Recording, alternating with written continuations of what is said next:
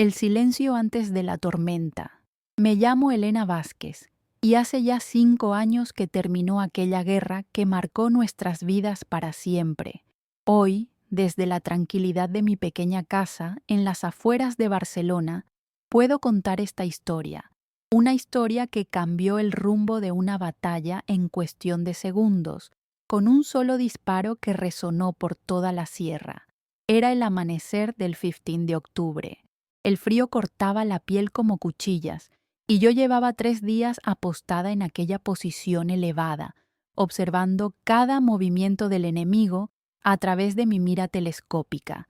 Mis compañeros me habían apodado Ojo de Águila, aunque yo prefería pensar que simplemente tenía paciencia, mucha paciencia. La guerra había llegado a nuestro pueblo como una tormenta inesperada. Un día estábamos cosechando olivas, y al siguiente las bombas caían sobre nuestros tejados. Mi padre, veterano de otras batallas, me enseñó a disparar cuando tenía 12 años. Nunca pensé que esa habilidad me salvaría la vida y la de tantos otros. Desde mi puesto podía ver el valle completo. Las tropas enemigas habían establecido su campamento en la planicie, creyendo que estaban seguras. Tenían razón en parte. Nadie esperaba que una joven de 23 años estuviera escondida entre las rocas, a 1500 metros de distancia, esperando el momento perfecto. El capitán Morales había sido claro en sus órdenes. Elena, tú eres nuestra mejor tiradora. Si las cosas se ponen feas mañana, necesitaremos que hagas lo que mejor sabes hacer. No hacían falta más palabras. Yo sabía exactamente qué significaba eso. La noche anterior al ataque había sido la más larga de mi vida. Mis manos temblaban, no de frío, sino de la responsabilidad que llevaba sobre los hombros. En mi mochila guardaba las cartas que había escrito a mi familia, por si acaso, porque en la guerra uno nunca sabe si verá un nuevo amanecer. Cuando el sol comenzó a elevarse sobre las montañas, pintando el cielo de naranja y rosa, pensé en mi hermana pequeña, María. Ella tenía solo 16 años y soñaba con ser maestra. Pensé en mi madre, que todas las noches rezaba por mi regreso. Pensé en todas las razones por las que estaba allí, apuntando hacia un valle lleno de soldados que, como yo, también tenían familias esperándolos en casa. Pero la guerra no entiende de sentimientos. La guerra solo entiende de supervivencia. A las 6:30 de la mañana vi la primera señal. Una bengala roja se elevó desde nuestras líneas. Era el momento. El ataque había comenzado y yo tenía un trabajo que hacer. Un trabajo que cambiaría todo en los próximos segundos. Capítulo 2. El peso del rifle. Ajusté mi posición por 10ª vez esa mañana. El rifle descansaba firme sobre el bípode y yo había calculado cada variable: la velocidad del viento, la humedad del aire, la distancia exacta hasta el objetivo. 1500 metros. Era el disparo más largo que había intentado en combate real. Durante los últimos 3 días había observado los movimientos del campamento enemigo como si fuera un espectáculo de teatro. Conocía los horarios de cada centinela, sabía dónde se reunían los oficiales para sus briefings matutinos, había memorizado cada tienda, cada vehículo, cada detalle que pudiera ser importante. Mi padre solía decirme: Elena, un buen tirador no es el que mejor apunta, sino el que mejor espera. Y yo había aprendido a esperar. Había pasado horas inmóvil, observando a través de la mira, estudiando a hombres que ni siquiera sabían que existía. El enemigo había cometido un error crucial. Habían establecido su puesto de mando en una posición elevada dentro del campamento, creyendo que les daría mejor visión del campo de batalla. Lo que no sabían es que también los hacía perfectamente visibles desde mi posición en las rocas. A las 7 en punto, tal como había sucedido los 2 días anteriores, el comandante enemigo salió de su tienda. Era un hombre alto, de unos 50 años, que siempre llevaba una gorra militar distintiva y caminaba con autoridad entre sus tropas. Lo había bautizado mentalmente como el general, aunque probablemente no fuera más que un coronel. Mis compañeros ya habían iniciado el ataque desde el flanco este. Podía escuchar los disparos y las explosiones en la distancia, pero desde mi posición todo parecía extrañamente silencioso. Era como si estuviera viendo una película sin sonido, una película en la que yo tenía el papel más importante. Respiré profundo y dejé que mi corazón encontrara su ritmo natural. Mi instructor en el campo de entrenamiento, el sargento López, me había enseñado que el pulso era el enemigo del tirador de precisión. Encuentra el espacio entre latidos, me decía. Ahí es donde vive la precisión. El general se dirigía hacia una mesa plegable donde tenía desplegados sus mapas. Otros oficiales se acercaron a él formando un pequeño grupo. Era el momento perfecto. Si eliminaba al comandante, sus tropas quedarían desorganizadas el tiempo suficiente para que nuestro ataque tuviera éxito. Coloqué el dedo sobre el gatillo, pero no presioné todavía. Esperé, observé. Calculé una vez más. El viento había cambiado ligeramente, soplando ahora desde el noroeste. Ajusté mi punto de mira medio centímetro hacia la derecha. En ese momento, algo inesperado sucedió. Un soldado joven, que no podía tener más de 18 años, se acercó corriendo al grupo de oficiales con un mensaje. Vi su rostro a través de la mira telescópica. Tenía la misma expresión de nerviosismo que yo había visto en mi propio espejo tantas veces. Por un segundo dudé. Ese soldado era casi de la edad de mi hermana. Pero entonces recordé las palabras del capitán Morales. En la guerra, Elena, no hay tiempo para dudas. O ellos o nosotros. El momento de la verdad, capítulo 3. El momento de la verdad. El tiempo parecía haberse detenido. A través de mi mira telescópica podía ver cada detalle del rostro del comandante enemigo. Tenía una cicatriz pequeña en la mejilla izquierda, probablemente de alguna batalla anterior. Sus ojos revisaban los mapas con la concentración de un hombre que sostenía el destino de muchos en sus manos, igual que yo.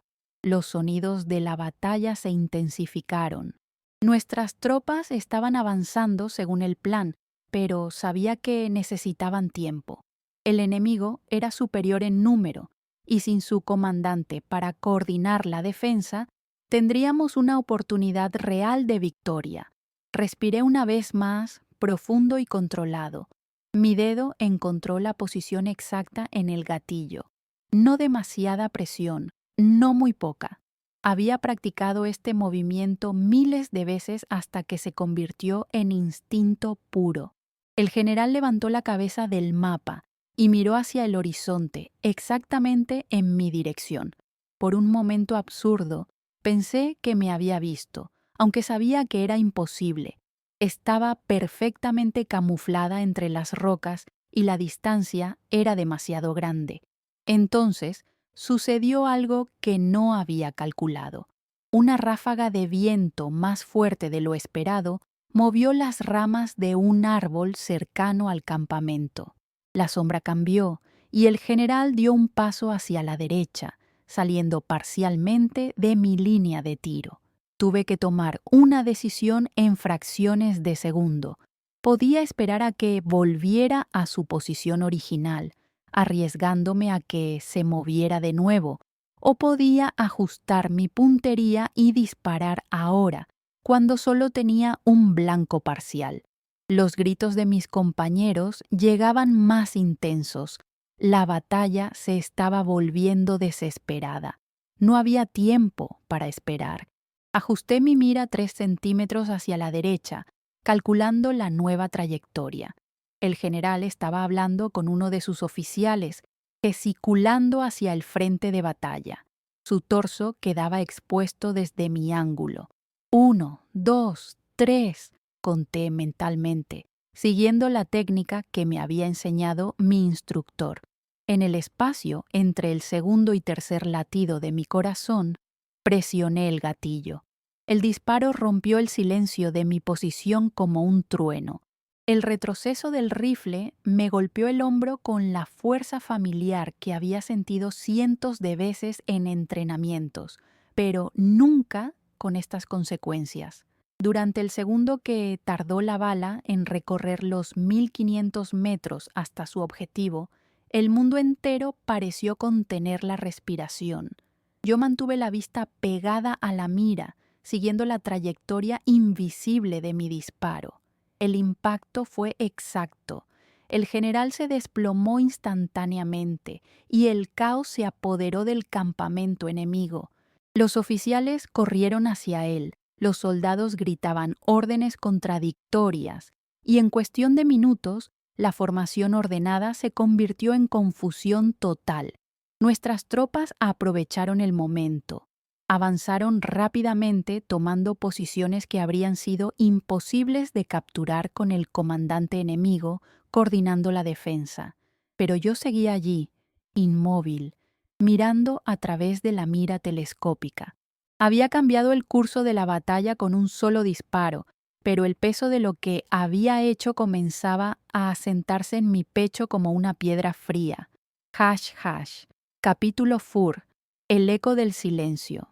Después del disparo, un silencio extraño se apoderó de mi mundo.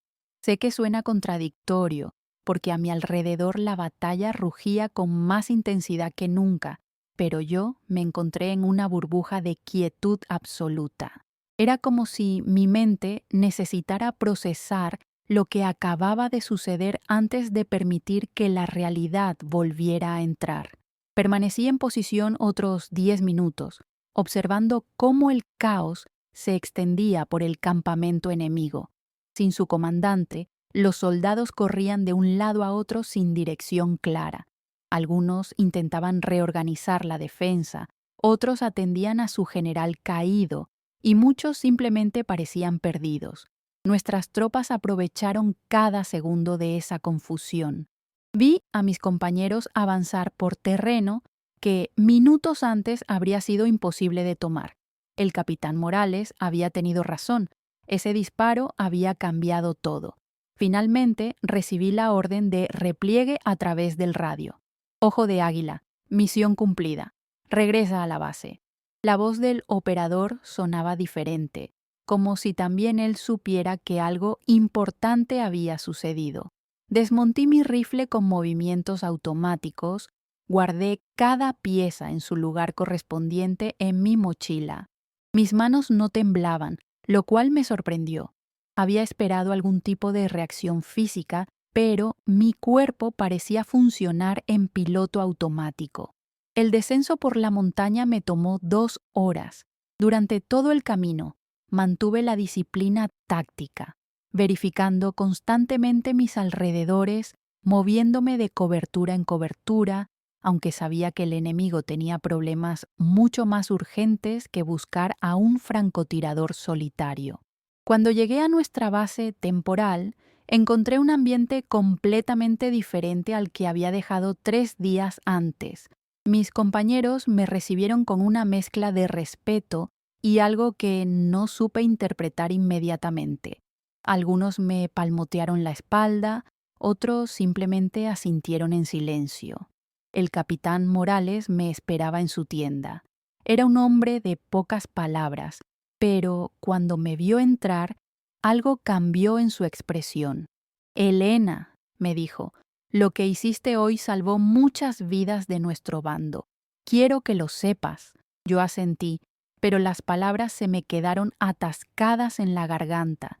Quería decirle que había hecho mi trabajo, que había seguido órdenes, que era lo que se esperaba de mí, pero la verdad era más complicada que eso. Esa noche, mientras mis compañeros celebraban la victoria, yo me senté sola en mi saco de dormir mirando las estrellas. Era la primera vez en días que podía verlas sin la mira telescópica de por medio. Parecían diferentes, más distantes, Pensé en el general, en su rostro concentrado mientras estudiaba los mapas, en cómo se había desplomado después de mi disparo. Pensé en su familia, que probablemente en ese momento recibía la noticia más terrible de sus vidas.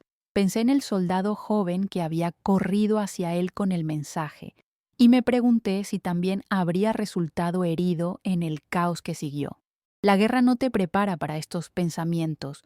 Te entrenan para disparar, para sobrevivir, para seguir órdenes, pero nadie te enseña qué hacer con el peso que queda después, cuando el eco del disparo finalmente se desvanece y te quedas a solas con las consecuencias. Capítulo 5. El precio de la precisión. Los días que siguieron a la batalla fueron extraños. Nuestro destacamento había logrado una victoria importante y los mandos superiores ya hablaban de condecoraciones y reconocimientos. Pero yo me encontré distante de las celebraciones, como si observara todo desde la misma posición elevada donde había estado apostada. El capitán Morales me convocó a su tienda 3 días después. «Elena», me dijo mientras revisaba unos documentos, «tu disparo no solo eliminó a un comandante enemigo. Nuestros servicios de inteligencia confirmaron que era el coronel Ramírez, uno de sus estrategas más experimentados. Su muerte desorganizó por completo su línea defensiva en todo el sector norte. Me explicó que gracias a esa desorganización, otras unidades habían logrado avanzar posiciones que llevaban semanas tratando de tomar. El efecto dominó de mi disparo se había extendido mucho más allá de lo que cualquiera había anticipado. «Te van a proponer para una condecoración», continuó, «y probablemente te asignen a una unidad especial de francotiradores. Tu habilidad podría acortar esta guerra». Escuché sus palabras con una mezcla de orgullo y algo más que no sabía cómo nombrar. Orgullo por haber cumplido con mi deber, por haber salvado las vidas de mis compañeros, pero también una sensación de vacío que crecía cada día. Esa noche recibí una carta de mi hermana María. Había logrado aprobar sus exámenes para la escuela de magisterio y me contaba emocionada sobre sus planes para el futuro. «Quiero enseñar a los niños a leer», escribía, «para que puedan conocer mundos mejores que este». Leí su carta una y otra vez, tratando de recordar cómo era sentir esa ilusión por construir algo en lugar de destruir, porque eso era lo que yo había hecho. Por muy necesario que hubiera sido, había destruido, había quitado una vida para salvar otras. Los sueños comenzaron una semana después. Siempre el mismo. Yo estaba de nuevo en posición mirando a través de la mira telescópica, pero esta vez el rostro que veía no era el del coronel Ramírez, sino el de mi padre, o el de mi hermana, o el mío propio. Me despertaba empapada en sudor, con el corazón latiendo como si acabara de correr una maratón. Mi compañera de tienda, Luisa, una enfermera de campo, se dio cuenta de que algo me pasaba. Una noche se sentó a mi lado y me dijo: «Elena, he visto esa mirada antes, en muchos soldados que han hecho cosas difíciles pero necesarias. ¿Quieres hablar?». Le conté todo. El momento del disparo, la precisión del impacto, cómo había visto desplomarse al coronel, el caos que siguió. También le hablé de los sueños, de la sensación de vacío, de cómo me sentía desconectada de la celebración de mis compañeros. Luisa me escuchó sin juzgar. Cuando terminé, me puso una mano en el hombro y me dijo: «Elena, lo que hiciste salvó vidas, pero eso no significa que tengas que cargar sola con el peso de haberlo hecho. La guerra nos cambia a todos, de maneras que ni siquiera entendemos hasta que termina».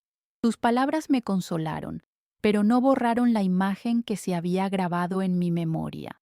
La fracción de segundo entre el disparo y el impacto, cuando la bala viajaba por el aire y yo aún podía fingir que todo esto era solo un ejercicio de entrenamiento. Capítulo 6. El camino de regreso. La guerra continuó otros 8 meses después de aquel disparo. Participé en varias operaciones más, siempre como francotirador, siempre cumpliendo con mi deber.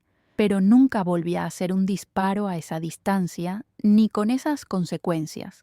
Me ofrecieron el traslado a la unidad especial de francotiradores que había mencionado el capitán Morales, pero lo rechacé. Algo en mi interior me decía que ya había dado lo suficiente, que había pagado mi precio en esta guerra. Mis compañeros no entendieron mi decisión. Para ellos, yo me había convertido en una leyenda viviente, la mujer que cambió una batalla con un solo disparo, decían. Pero las leyendas son más fáciles de llevar cuando no eres tú quien tiene que vivir con ellas. Durante esos meses finales comencé a escribir cartas, no solo a mi familia, sino a cualquiera que quisiera escucharme. Escribía sobre lo que había visto, sobre lo que había hecho, sobre cómo la guerra cambia a las personas de maneras que no siempre son visibles desde fuera. También comencé a pensar en lo que haría después. La guerra no podía durar para siempre, y cuando terminara, tendría que encontrar una manera de vivir con la persona en la que me había convertido. Luisa, que se había vuelto mi confidente y mi amiga más cercana, me sugirió que considerara estudiar psicología. Tienes una comprensión especial del peso que cargan las personas, me dijo. Podrías ayudar a otros soldados que vuelvan con cicatrices invisibles. La idea me resultó atractiva. Había visto demasiados compañeros luchando con demonios internos, tratando de procesar experiencias para las que no teníamos palabras. Si podía ayudar aunque fuera a uno de ellos, tal vez encontraría una manera de darle sentido a todo lo que había vivido. El día que anunciaron el cese al fuego, me encontré con sentimientos encontrados, alegría por el fin de la violencia, por poder regresar a casa, por la posibilidad de un futuro en paz, pero también una extraña sensación de pérdida, como si dejara atrás una parte de mí misma que había aprendido a conocer durante esos meses. La noche antes de partir hacia casa, subí una última vez a las colinas cercanas a nuestra base. Necesitaba despedirme de la versión de Elena que había nacido en esta guerra, la que había aprendido a tomar decisiones imposibles, a cargar con responsabilidades que nadie de mi edad debería haber conocido.